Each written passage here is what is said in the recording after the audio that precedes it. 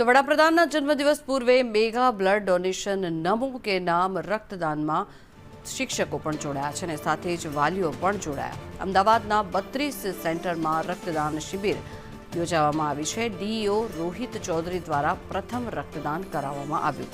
11,000 રક્તદાતા અમદાવાદમાં રક્તદાન કરશે। 1,20,000 યુનિટ બ્લડ એકત્ર કરીને રેકોર્ડ સર્જવામાં આવશે।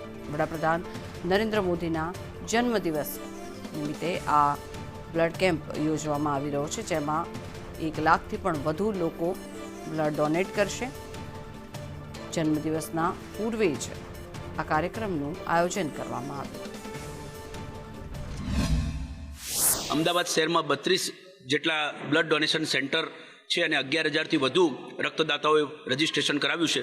સમગ્ર રાજ્યમાં 1,20,000થી પણ વધુ જ્યારે રક્તદાતાઓએ રજીસ્ટ્રેશન કરાવ્યું છે, ત્યારે એક વિક્રમ સમૂહ કાર્ય અને કર્મયોગીઓ જ્યારે પોતાના કર્મની સાથે સાથે સરકારની જે ફરજોની ડ્યુટી જે છે એ બજાવવાની સાથે સાથે સમાજને સેવાકીય પ્રવૃત્તિ કરવી જોઈએ, એક ઉત્તમ મેસેજ આપવા માટેનું આજે એક આયોજન છે।